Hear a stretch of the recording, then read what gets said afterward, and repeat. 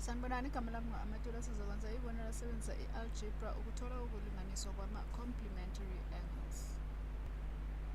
Manje-ke lana basitshena ukuthi u-ray OL u-perpendicular ku-ray ON. Manje siyazi ukuthi lokhu kuchaza ukuthi kungu-90 degrees, ngakho ngizodoba ibhokisi lana. Bese-ke lokhu kuchaza ukuthi kungu-90 degrees, bese basitshela ukuthi ukulinganiswa kuka-LOM kungu-2x ohlanganiswa no-46. Basitshela ukuthi ukulinganiswa kuka-OM kusho ukuthi le angle lena ingu-2x ohlanganiswa no-46.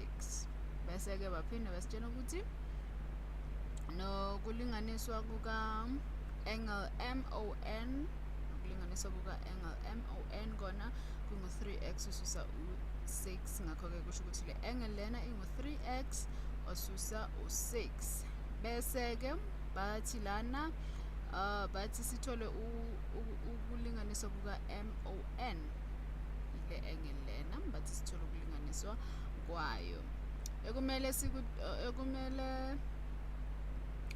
siyithole yiyo yona le angle lena. Okay, besizoyithola uma besazi ukuthi u-x ungubani. Manje into eyodwa esiyaziyo lana ukuthi uma sihlanganisa lama angle lawo omabili kumele asinikeze u-90 degrees ngoba perpendicular ngithi. Ngakho-ke na ithi sithi sixazulule u-x, 2x hlanganiswe no-46 hlanganiswe no-3x osusa u-6. Lokhu kumele kukunikeze ubani? Konke lokhu kumele kusinikeze u-90 degrees. Lo we-right angle kumele kusinike u-90 degrees. Okay, bese-ke lana masichubeka u-2x uhlanganiswa no-3x bakunikeza u-5x. Bese u-46 yena u-positive no-6 osusa u-6 ukunikeza u-40. Lokhu kulingana no-90. Bese-ke sisusa ngo-40 inhlanga zombini nje. Ngapha sizosala no-5x osusa nalokhu kubini, sala no-5x. Bese-ke ngapha sizosala no-50. Bese-ke asisuse ngo-5 inhlanga zombini. Bese-ke ngapha sisala no-x.